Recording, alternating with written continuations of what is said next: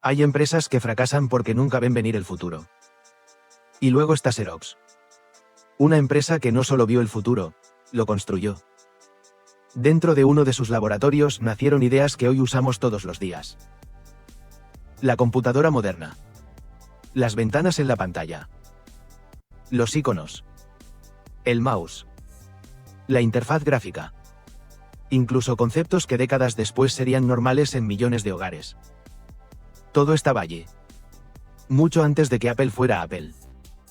Mucho antes de que Microsoft dominara el mercado. Mucho antes de que existieran los teléfonos inteligentes. Pero ocurrió algo difícil de creer. La empresa que creó ese futuro decidió no aprovecharlo.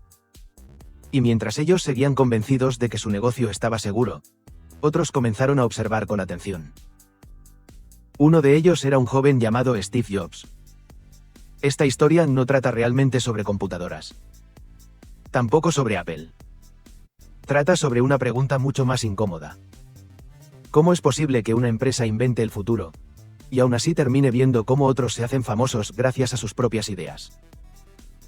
Para entenderlo tenemos que viajar a finales de los años 60. En aquella época Xerox era una de las compañías más poderosas del mundo. Su negocio parecía imposible de romper. Cada oficina necesitaba fotocopiadoras. Cada empresa necesitaba documentos. Y Xerox dominaba ese mercado como nadie. Ganaban cantidades enormes de dinero. Tenían recursos casi ilimitados. Podían contratar a los mejores ingenieros del planeta. Y precisamente eso hicieron. En 1970 decidieron crear un laboratorio completamente diferente. Un lugar donde las reglas eran otras. No querían que sus ingenieros pensaran en vender más fotocopiadoras. Querían que imaginaran cómo sería el mundo dentro de 20 años. Ese laboratorio recibió un nombre que pocos conocían fuera del ambiente tecnológico. Xerox PARC. En ese edificio ocurrió algo extraordinario. Mientras la mayoría de las empresas intentaba mejorar productos existentes, ellos estaban inventando tecnologías que todavía no tenían mercado. Era como construir un automóvil cuando el resto del mundo todavía viajaba en caballo. Los ingenieros tenían libertad. Podían experimentar. Podían equivocarse. Y sobre todo, podían imaginar. Fue allí donde aparecieron algunas de las ideas más revolucionarias de la historia de la informática. La primera computadora con una interfaz gráfica realmente funcional. En lugar de escribir comandos complicados, las personas podían hacer clic sobre dibujos. Podían mover archivos. Podían abrir carpetas. Podían utilizar ventanas. Hoy parece normal. Pero en aquella época parecía ciencia ficción. También desarrollaron un pequeño dispositivo con 2 botones. Un invento tan simple que muchos ejecutivos apenas le prestaron atención. Lo llamaron mouse. Parecía un accesorio sin demasiada importancia. Pero cambiaría la forma en la que miles de millones de personas interactuarían con una computadora. Y eso no era todo. En PARC también aparecieron conceptos fundamentales para las redes informáticas, la impresión láser y nuevas formas de programar computadoras. Era, literalmente, un laboratorio lleno de ideas adelantadas a su tiempo. Entonces, si tenían tantas innovaciones, ¿por qué no conquistaron el mundo? La respuesta empieza con un error que muchas empresas siguen cometiendo hoy. Confundir un gran invento con un gran negocio. Para los ingenieros, aquellas tecnologías eran fascinantes. Pero para muchos ejecutivos, eran simplemente curiosidades. Después de todo, Xerox ganaba miles de millones vendiendo fotocopiadoras. ¿Por qué arriesgar ese negocio para entrar en un mercado completamente nuevo? La lógica parecía razonable. Las computadoras todavía eran caras. Muy pocas personas tenían una. Y nadie podía asegurar que algún día existiría un ordenador en cada casa. Así que los directivos tomaron una decisión. Seguir apostando por aquello que ya funcionaba. Mientras tanto, las ideas seguían acumulándose dentro del laboratorio. Esperando que alguien entendiera su verdadero valor. Y entonces ocurrió algo que cambiaría la historia para siempre. En 1979, un pequeño grupo de personas consiguió permiso para visitar Xerox PARC. Entre ellas estaba Steve Jobs. Lo que vio ese día fue tan impactante, que años después él mismo reconocería que había comprendido cómo sería el futuro de la informática. Mientras algunos ejecutivos veían experimentos, Jobs vio el próximo gran mercado del mundo. Y esa diferencia de percepción cambiaría para siempre la historia de la tecnología.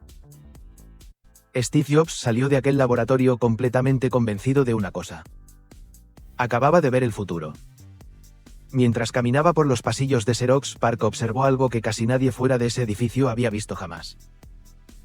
Una computadora donde las personas no necesitaban memorizar comandos. Bastaba con mover un pequeño dispositivo sobre una mesa. Aparecía una flecha en la pantalla.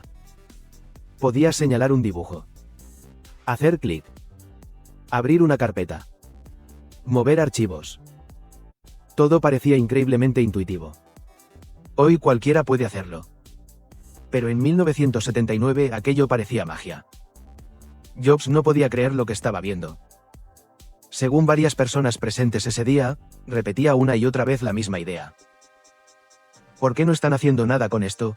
Y esa pregunta es quizá la más importante de toda esta historia. Porque mientras Steve Jobs veía un producto capaz de cambiar el mundo, Xerox seguía viendo un experimento interesante. La diferencia no estaba en la tecnología. Estaba en la forma de interpretarla. Aquí aparece uno de los errores más comunes en la historia de los negocios. Creer que una innovación solo tiene valor si mejora el negocio actual. Para Xerox, el centro de todo seguían siendo las fotocopiadoras. Las computadoras eran un mercado incierto. Pequeño. Lleno de riesgos. No parecía lógico apostar miles de millones por algo que todavía no existía. Pero Steve Jobs pensaba exactamente al revés. Si aquello parecía extraño, era precisamente porque pertenecía al futuro. Poco tiempo después comenzó el desarrollo de un nuevo proyecto. Apple Lisa. Y más adelante, el Macintosh. Las computadoras personales empezaban a parecerse a aquellas máquinas que Jobs había visto en PARC. Ventanas. Iconos. Mouse. Interfaz gráfica. La diferencia era enorme.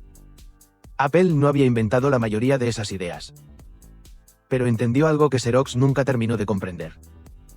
Inventar es solo la mitad del camino.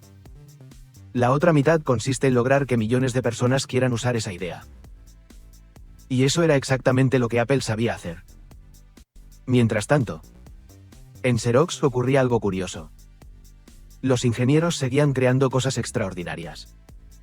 Pero muchas de ellas jamás abandonaban el laboratorio. Era como tener un cofre lleno de oro. Y usarlo únicamente para admirarlo. Cuanto más investigaban, más innovaciones aparecían. Pero la empresa seguía obteniendo la mayor parte de sus ingresos vendiendo fotocopiadoras. Y ese éxito empezó a convertirse en una trampa.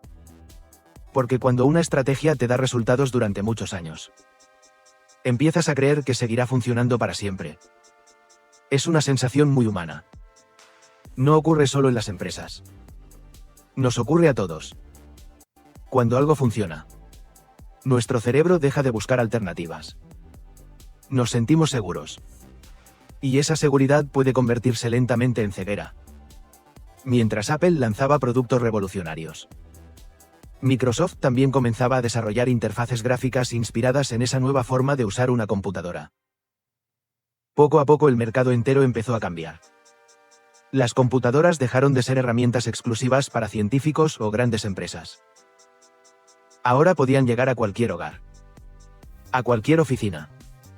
A cualquier estudiante. Era exactamente el mundo que los ingenieros de Xerox habían imaginado años antes.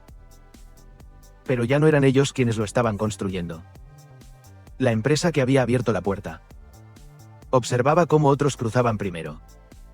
Y quizá la escena más increíble de toda esta historia sea esta.